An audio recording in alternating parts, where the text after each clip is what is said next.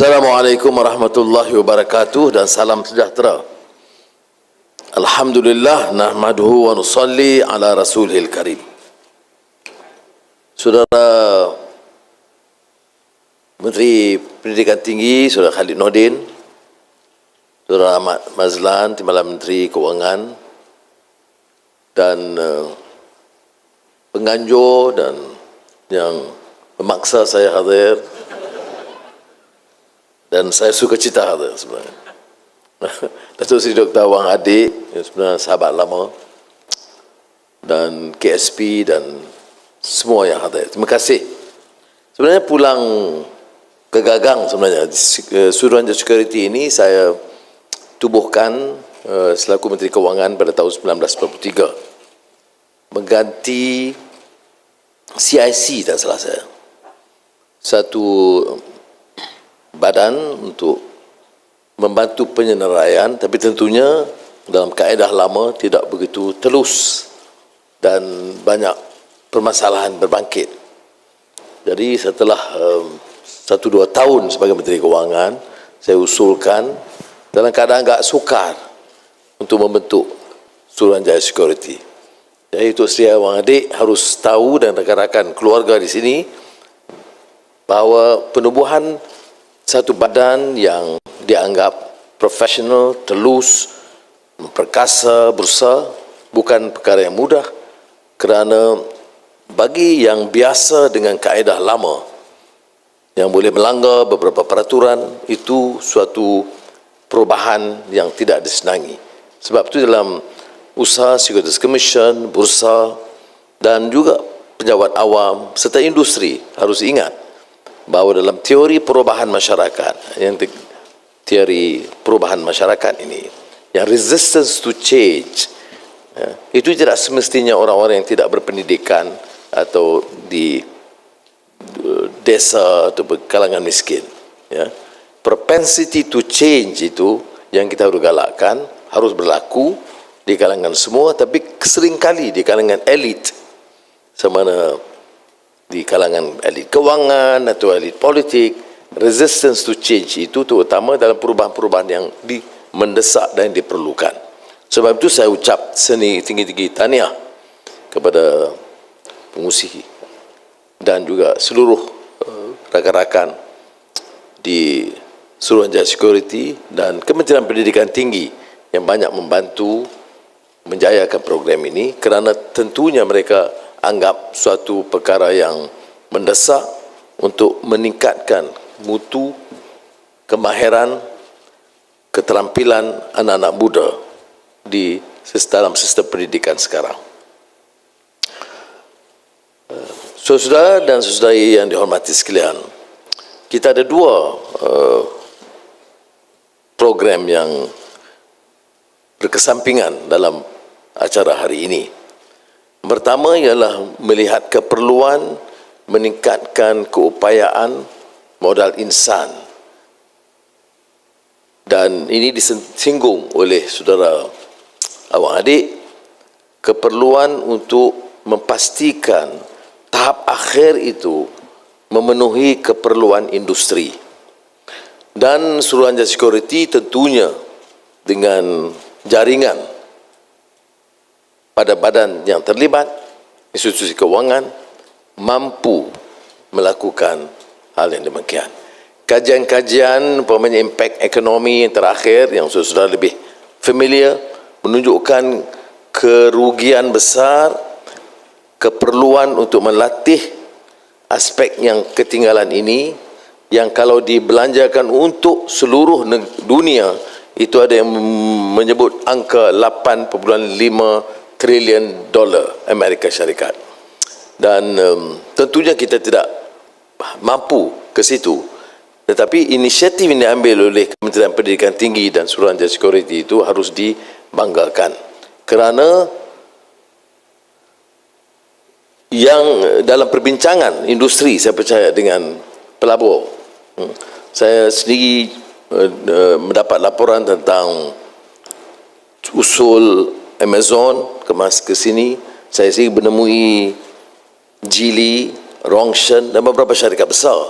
Semuanya menganggap Malaysia ini satu tapak pelaburan yang sangat sesuai, insentif cukup baik, tapi mereka gusar kekurangan tenaga mahir di peringkat tinggi.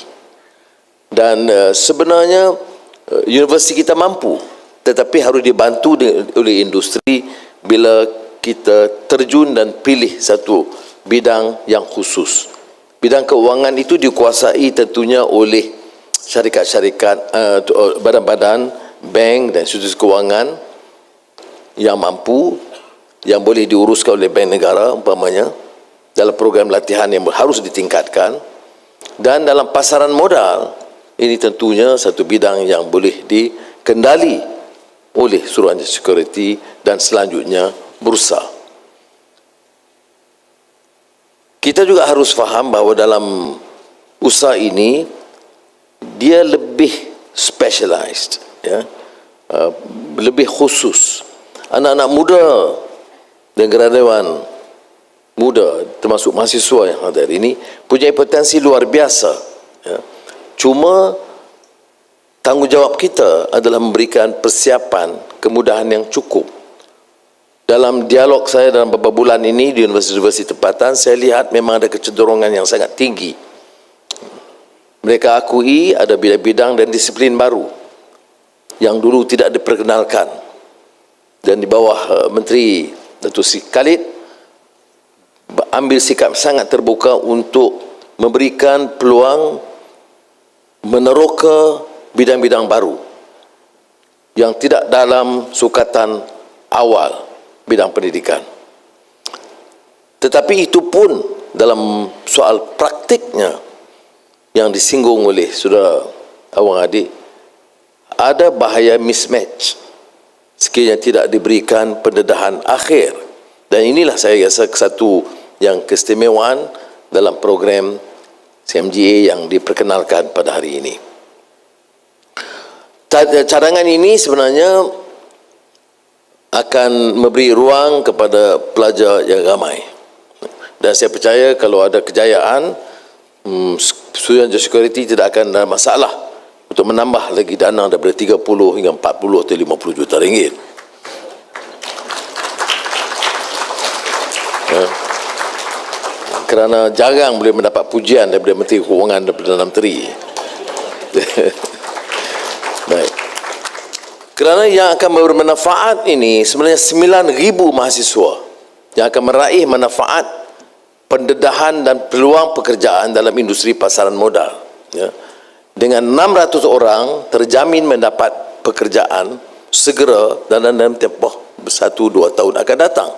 Dan ini suatu hal yang sangat menarik kerana ia hanya menyentuh satu bidang. Di bidang yang lain seperti yang telah saya umumkan, umpamanya kita belanjakan sekitar 6.7 bilion ringgit setahun untuk TVET. Dan kejayaannya apa? 95% mendapat pekerjaan. Masalahnya apa? Upah itu masih RM2,000 ke bawah. Apa langkah yang telah diambil? Syarikat-syarikat gergasi yang besar harus ambil alih sepenuhnya TVET atau sebahagiannya. Maka umpamanya Proton diminta ambil alih TVET di Pekan, Petronas di Batu Rakit, Kimanis dan Pengerang, dan beberapa syarikat yang lain kita minta supaya ambil tindakan yang sama. Kerana kita percaya dengan persiapan awal di Kementerian Pendidikan, Kementerian Pembangunan Wilayah dan Desa dan beberapa kementerian lain, belia ada keupayaan awal tetapi boleh diperkemaskan. Ini langkah-langkah telah diambil untuk memastikan ada tahap kecekapan yang lebih baik di bidang TVET yang kita telah tekankan. Tetapi dalam khusus untuk hari ini, saya percaya percobaan Suruhanjaya Security yang kerjasama dengan Kansler dan universiti-universiti itu sangat dilalukan dan sangat bermakna dalam menjana pertumbuhan dan melonjakkan keupayaan anak-anak muda kita dalam pelbagai bidang. Ada satu perkara yang disuarakan oleh anak-anak muda, oleh kerana ketua-ketua korporat dan saya cakap besar ada, saya diminta anak muda umur 17 tahun atau 18 di tingkatan 6 bagi cadangan kepada Perdana Menteri dalam dialog. Dan saya bagi pengakuan, saya akan ambil pandangan itu dan bentangkan kepada untuk pertimbangan jemaah menteri, dan juga ini kepada rakan-rakan yang hadir, iaitu kita menggalakkan latihan industri, ya, kerana pendedahan itu penting, latihan itu penting, ya, dan dia disebut internship programs. Tetapi mereka juga menyebut, kita faham bahawa internship itu bukan pekerjaan biasa. Itu hanya peluang pendedahan awal. Tetapi bagilah sedikit allowance yang menasabas. Ya. Kerana perjalanan dia, tambang dia, makan dia. Tapi dia faham, bukan upah, bukan gaji. Jadi kerajaan tidak akan tetapkan satu kaedah yang jelas, kerana ini program internship yang tidak boleh dipaksa, ya. Dan lebih banyak syarikat ambil interns, lebih baik untuk anak-anak itu. Saya selaku dulu ketua pembangkang, pejabat ketua pembangkang Parlimen Malaysia, saya pun ambil intern. Dalam keadaan allowance ketua pembangkang masa dalam kerajaan dulu hanya RM1,800 tambahan, saya terpaksa cari dana untuk bayar, ya, sekurang-kurangnya RM1,000 pada masa itu untuk intern. Jadi sekurang-kurangnya tambang dia dengan makan dia, selain dari berikan pendedahan, menemui menteri, menemui wakil rakyat, menemui kementerian, mengikuti persidangan parlimen dan memahami selok-belok perlembagaan, perundangan dan peraturan, dan juga taklimat di kementerian-kementerian. Jadi saya bagi pihak anak-anak tingkatan 6 itu dan mahasiswa nak sampaikanlah keluhan mereka untuk diberikan pertimbangan, dan saya harap ada sambutan yang baik dari saudara untuk berikan sedikit allowance untuk mereka. Yang tepuk kuat mahasiswa. Baik. Jadi ini yang perkara pertama, tapi saya ingin juga bawa beberapa masalah lain tentang perluaskan, iaitu memperluaskan bidang ini ke jurusan yang lain. Ini percobaan yang baik, dan saya percaya Datuk Seri Awang Adik boleh berikan ini format ini sebagai contoh bersama dengan Kementerian Pendidikan Tinggi untuk diedarkan kepada syarikat dalam bidang yang lain. Saya beritahu tadi dalam bidang oil and gas ada, tetapi itu menjurus banyak pada soal isu TVET. Tetapi ada beberapa bidang pengurusan IT, teknologi digital, food technology, dan bidang-bidang lain di mana pendedahan dan latihan tambahan ini sangat perlu. Dan saya percaya ini harus diperkemaskan dalam masa yang singkat, ya, dalam masa singkat. Saya rasa dalam program kita agak kerugian, kerana program-program latihan begini yang mampu dilakukan itu agak tertangguh begitu lama, mungkin disebabkan ketidaktentuan dan kestabilan politik dahulunya, ataupun belum ada pengarahan yang jelas tentang hala tuju ekonomi negara. Sekarang alhamdulillah sekurang-kurangnya politik itu stabil. Jangan bimbang, itu urusan saya. Dan keduanya, supaya dasar ekonomi kita lebih jelas. Baik, saya nak berganjak satu pada soal lain tentang memacu pertumbuhan ekonomi, ya, pengarahan tentang apa yang perlu dilakukan. Dan untuk ini kita telah merangka, saya sebut belanjawan madani tahun lalu, kerangkanya jelas. Saya mulakan dengan isu tata kelola atau good governance yang saya tidak mau kompromi. Saya masih yakin bahawa negara ini punya potensi yang sangat besar kalau kita boleh elakkan daripada keterisan dan rasuah yang sudah menjadi sistemik. Dan hal ini saya akan bertindak dengan keras tanpa memilih siapa sahaja untuk menghentikan amalan dan kecelaruan telah berlaku. Tetapi untuk masa depan, seperti mana kita tahu, kita harus tumpu dalam menentukan dasar ekonomi yang jelas. Ya. Ada yang disebut clarity dalam dasar ekonomi kita.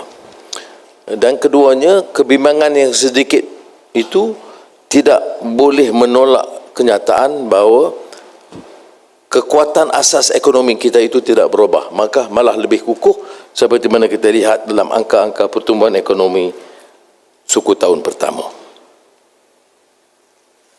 Malaysia has experienced, for example, a robust resurgence in FDI inflows. In 2022, we attracted a net FDI of 74.6 billion ringgit, marking a remarkable 48% increase from the previous year. Now, the first quarter of 2023 has been more remarkable.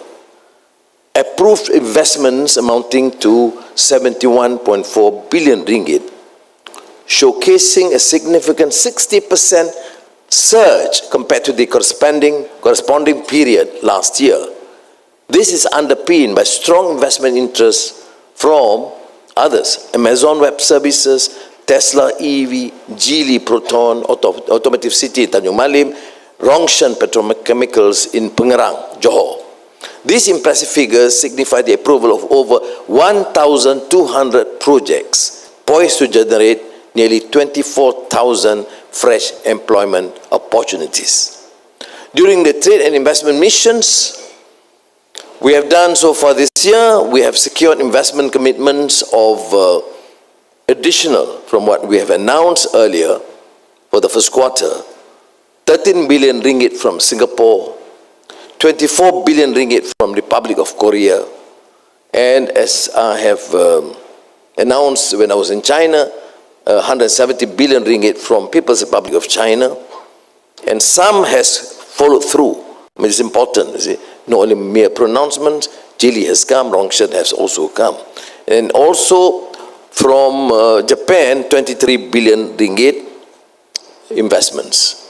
It is important to highlight that Malaysia continues to foster an enabling investment environment that appeals to both foreign and domestic investors.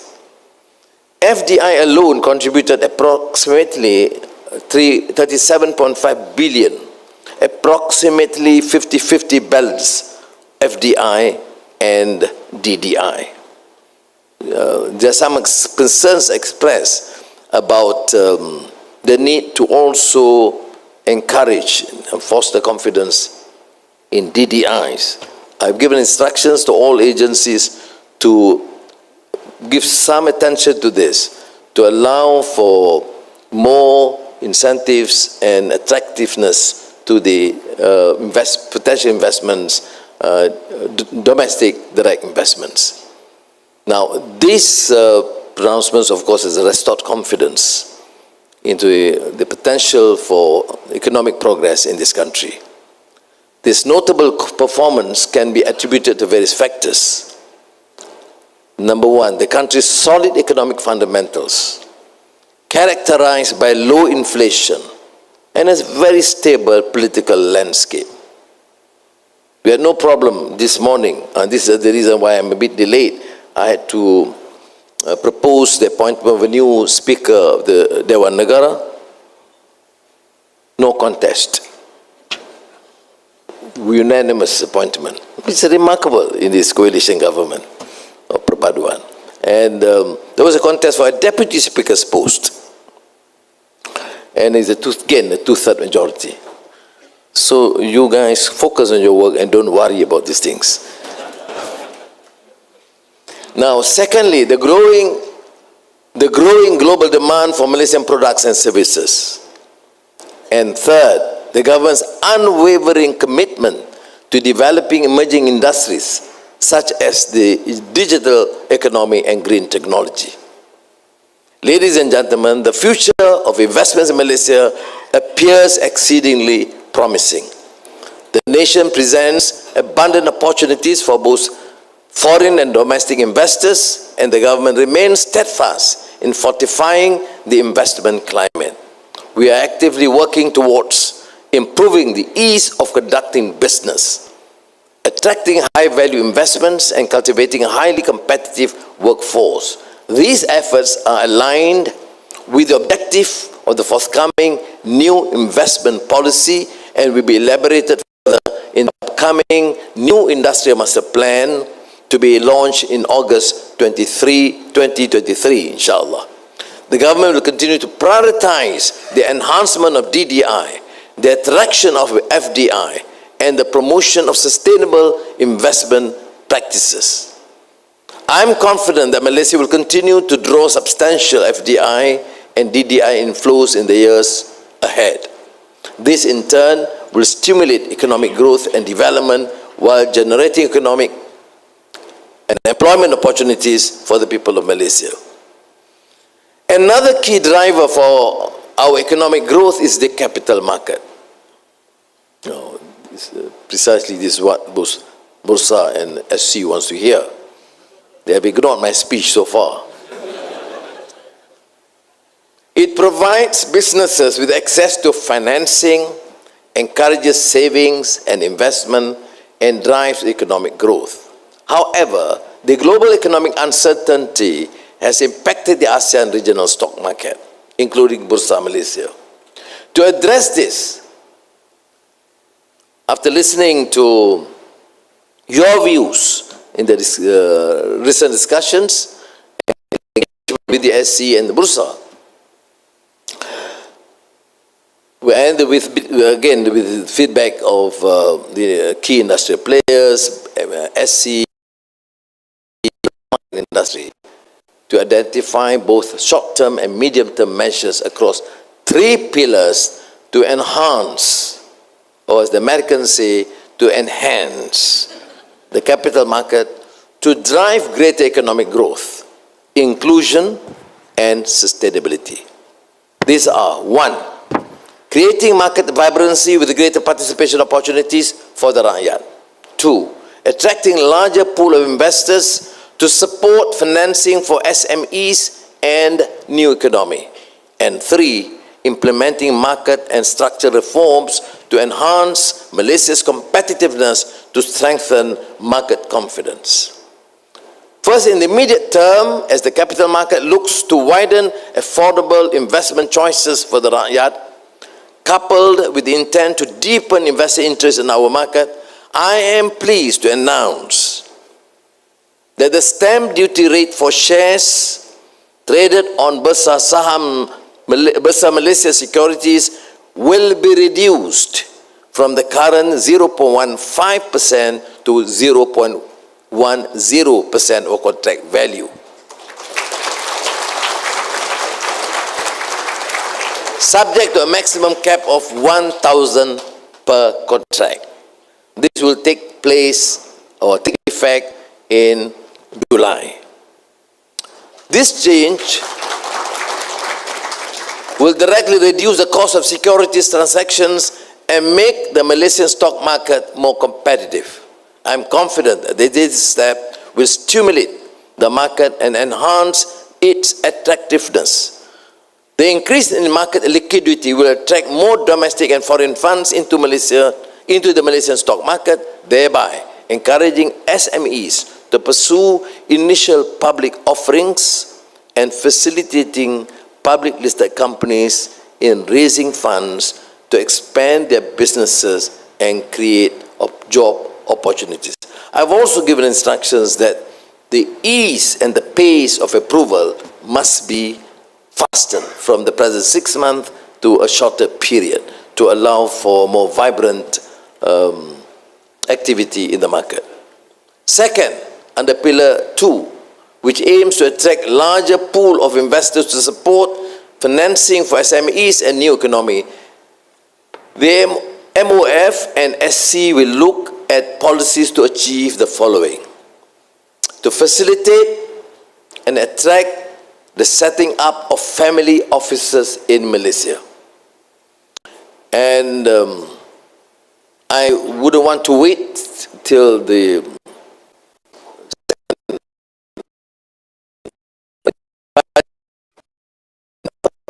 I have this be done expeditiously, because normally when you announce they have a 3-month period, 6-month period. I tend to remind my team that I've waited for 25 years not to give another 6-month period. We need just a few weeks to formulate this, and this could be done. And this will be coupled with the special finance zone in Johor to attract professionals and expatriates from Singapore.